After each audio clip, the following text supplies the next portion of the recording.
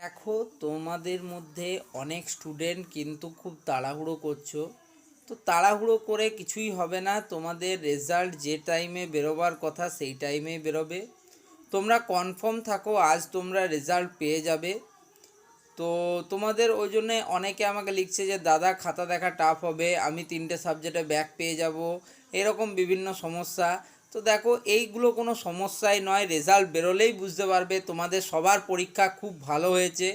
আর দেখো, রেজাল্ট বেরোনোর সাথে সাথেই তোমরা চেক করতে গেলে অনেক সময় ভুল রেজাল্ট শো করে, বা তোমাদের সার্ভার ইস্যুর জন্য তুমি তোমার রেজাল্ট কিন্তু দেখতে নাও পারো। সেক্ষেত্রে আমি বলবো, তোমাদের যাদের পিসি বা ল্যাপটপ রয়েছে তারা কিন্তু আগে সেই পিসি বা ল্যাপটপে ট্রাই করো। সেক্ষেত্রে মোবাইলের থেকে অনেক আগে কিন্তু সেখানে তোমরা আপডেট পেয়ে যাবে। আর আরেকটা জিনিস দেখো, যা হবার হয়ে গিয়েছে, রেজাল্ট নিয়ে খুব বেশি চিন্তা করবে না। কারণ আমি জানি তোমরা সকলে কিন্তু তোমাদের বেস্ট দেওয়ার চেষ্টা করেছো।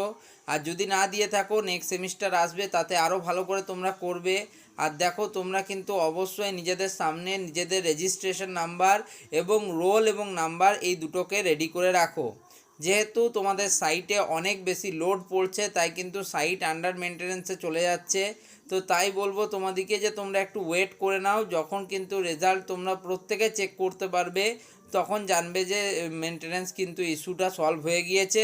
তাই তোমরা অবশ্যই অবশ্যই কিন্তু তোমরা এই চ্যানেলের সাথে যুক্ত থাকো, ফার্দার আরও নতুন কোনো নোটিশ এলেই জানার জন্য এই চ্যানেলটিকে সাবস্ক্রাইব করতে পারো। ধন্যবাদ।